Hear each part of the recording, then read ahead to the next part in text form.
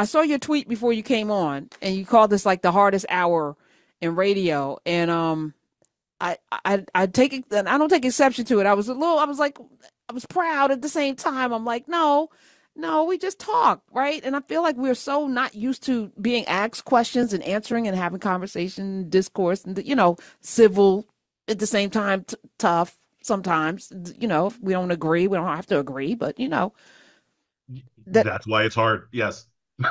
okay. I feel like this should be the way, the truth, and this should be the way we converse. I'm tired of the sound bites. I'm tired of the 2 minutes, and then you have somebody versus. It's like a versus, and then y'all are fighting, and then we don't get nourished at all. These Yeah, no, listen, conversations need to suss out.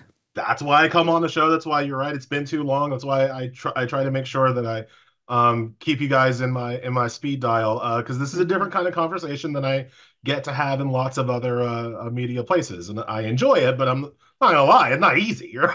Okay, all right. I'll be mindful of that because I just look at you as somebody that's super smart. As a matter of fact, I was talking about a story that I didn't realize you did.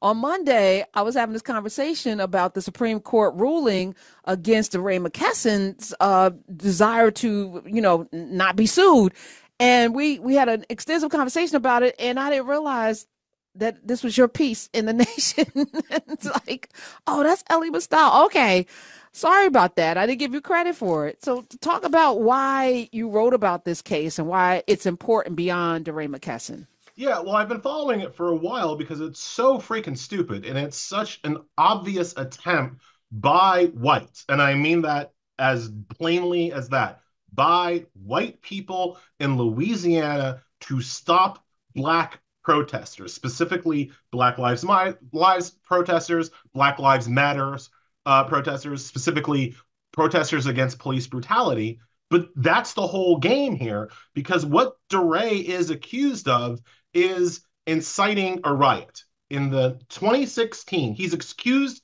of inciting a riot. In 2016, after the murder of Alton Sterling, DeRay and others organized a protest in Baton Rouge, Louisiana, to protest the murder of Alton Sterling, right? At that protest, somebody threw a rock, and that rock hit a police officer, in fairness, severely injuring the police officer, right? And we don't support that. Thing is, DeRay ain't throw no rocks. Right. DeRay didn't show up with rocks. DeRay doesn't know who threw the rock. I don't know who threw the rock. Nobody knows who threw the rock. Whoever threw the rock has never been found, has never been prosecuted. And so instead of finding the rock thrower, the police sued DeRay and sued him on this trumped up theory of inciting a riot. At first, they said that he colluded with the rock thrower, impossible to prove because ain't nobody know who the rock thrower is. And they said that he negligently incited the riot because by simply protesting close to a police station, which is where the protest took place, because if you're going to protest police brutality, you kind of go to where the cops live, right?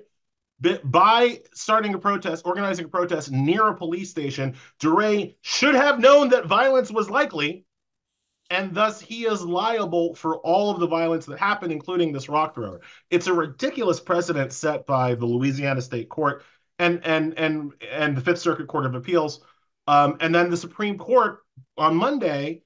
Instead of throwing the case out, which I mean, it's a ridiculous argument. Instead of throwing the case out, the Supreme Court allowed it to continue, which means that now DeRay has to stand trial in Louisiana over this mess. It's a terrible standard. And the other point that I try to get readers to understand, when I say that I don't know who threw the rock, I don't mean that as a kind of throwaway, ha ha, funny line. I literally mean that the person who threw a rock could have been part of the Black Lives Matter protest, but they could not have been, right? They could Right. have been a false flag operation, somebody going to the protest specifically to cause violence in order to embarrass Black Lives Matter, right? It could have Like been during one of the protests when a magical crate of bricks, a pallet of bricks showed up, like, and then there was one where the police officers were literally knocking out the windows with the billy club. we We've know seen it. MAGA does this. We know Right. MAGA puts people in our own communities with the desire to destroy us from within, and this rock thrower could have been that guy. I mean, like I said, ain't never been found, right? Another argument here is that the rock thrower could have been trying to throw a rock at DeRay, missed, and hit the police officer, right? Right. Like, we literally have no idea why this protester or this non-protester, this counter-protester, threw this rock.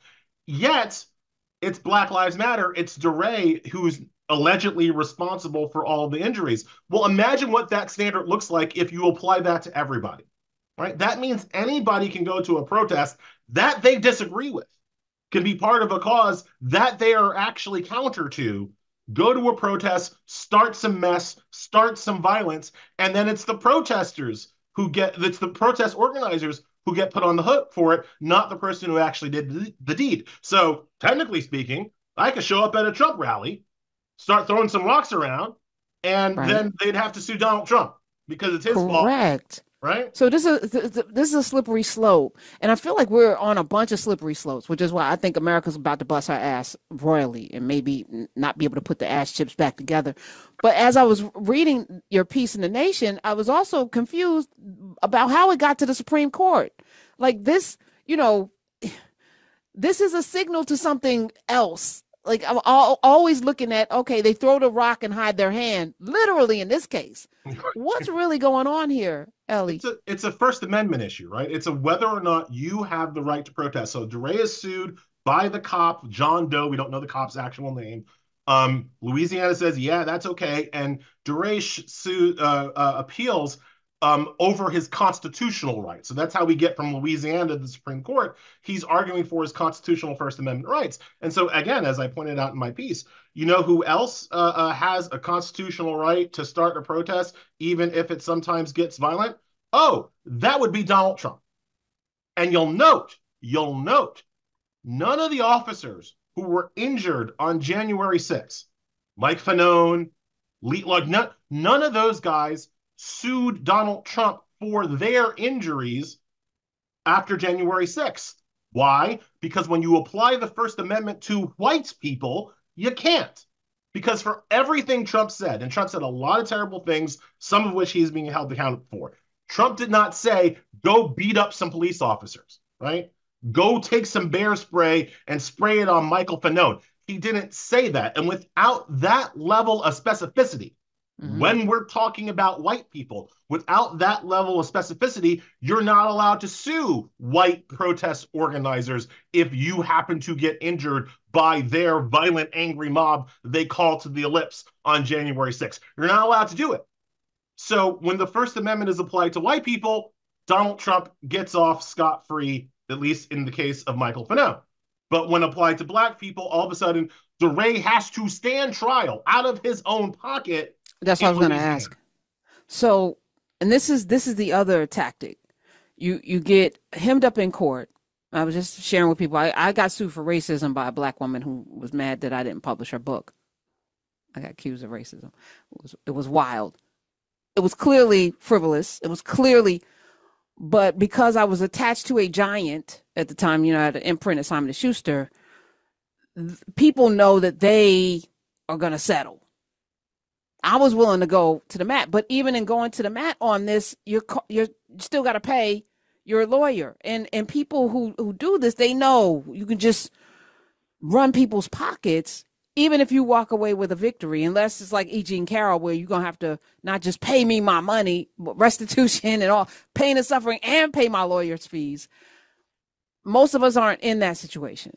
And most of us don't have the money to fight this. It's how Peter Thiel and Hulk Hogan took down Gawker, right? Wow. Gawker. That entire news site was taken down through frivolous lawsuits. And if you listen to Peter Thiel, the lawsuit that Hulk Hogan actually won, Peter Thiel, who funded that lawsuit, who funded Hulk Hogan, real name Terry Bollea, to sue Gawker, Peter Thiel will say he didn't expect to win that lawsuit. He didn't expect to win any of the lawsuits against Gawker. His goal, his plan for destroying Gawker was not to win lawsuits, but to bring lawsuits again and again and again and drain Gawker of its financial resources to the point where they can no longer operate. Now, a lot of people don't know this who are not in our business. I know you know this, but a lot of your listeners might not. Most media companies, pretty much anybody that you listen to, is part of a media company that has something called liability insurance, right? Just Yes. like your doctor has medical malpractice insurance, media companies have media insurance for exactly these kinds of frivolous lawsuits. SiriusXM has it. Yep. The Nation has it. Most media companies have these liability shields.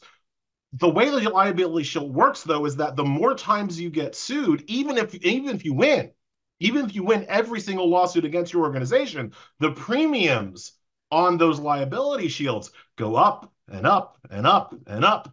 And at some point, it becomes too expensive to have the insurance protection that you need from the frivolous lawsuits. That was Peter Thiel's plan to take down Gawker, and it worked. The fact that they actually won one of the lawsuits was like icing on the cake. It wasn't even part of the plan. And so that's also what you have to look at when you have this DeRay situation. It's not just about DeRay, right? I like DeRay, I like his work, but it's not just about him. It's Right. about anybody who tries to organize a protest, knowing that anybody who is the organizer of a protest, especially against the police, could be sued. Even if that lawsuit is frivolous, even if they eventually win, the cost of dealing with that lawsuit is enough to keep most people from ever wanting to organize the protest. Like, I don't think I'm breaking news to say that protest organizers are not usually very well funded, right? Like, we're not talking about Rick Elon Musk, right? Is not organizing a protest at the Baton Rouge Police Department, right? It is people of more limited means who are organizing these protests. And if you hit them in their pocketbook like this, it makes it less likely that they'll try to do anything at all. What should we be doing right now? Because I feel like there's like a massive strategy that may be 400 years in the making, and they have the playbook, they have the cheat sheets that they hand out to everyone, they have the talking points, they keep them real simple, and then they just ram them down our throats. It's like, and then you end up on your heels defending nonsense as opposed to trudging forward into, rights and success and all. So we're constantly on our Mm-hmm. heels, which is never a good place to be when you're in battle. And we're in battle.